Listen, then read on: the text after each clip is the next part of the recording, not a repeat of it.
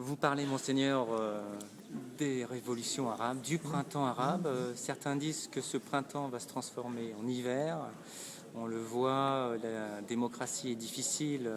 Il est vrai qu'on s'était assoupi sur ces dictatures parce qu'elles nous arrangeaient, nous occidentaux. Ce qui nous arrangeait, c'était bien sûr leur marché et la soi-disant accalmie et paix.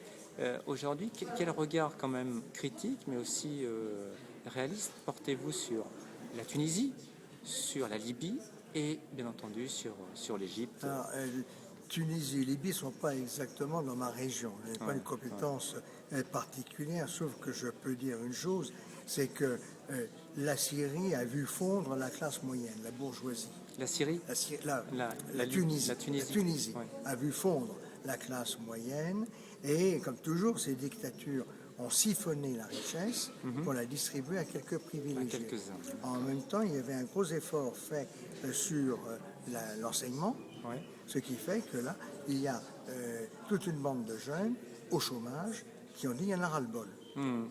Bon, comme ils ne sont pas organisés, il y a eu récupération par les quelques partis qui existaient encore. Par les salafistes. Mais ils ne sont pas forcément tous salafistes. Oui. Hein, mais, surtout, mais on sent que c'est fragile quand même. Écoutez, la Révolution française, ça a duré 10 ans. Oui, et Et il y a eu plein dans le sang. Il y a eu plein d'horreurs avant que ça retrouve un équilibre. Bon, en plus, la démocratie n'est pas du tout la démocratie façon du XVIIIe siècle, ou même celle que nous pratiquons chez nous. Hein, chaque pays a sa manière de vivre selon la démocratie.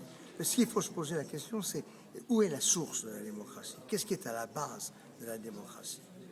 Et là, le synode l'a dit, l'Église le dit et le répète, il n'y a pas de démocratie si on n'est pas libre de croire ce que l'on veut.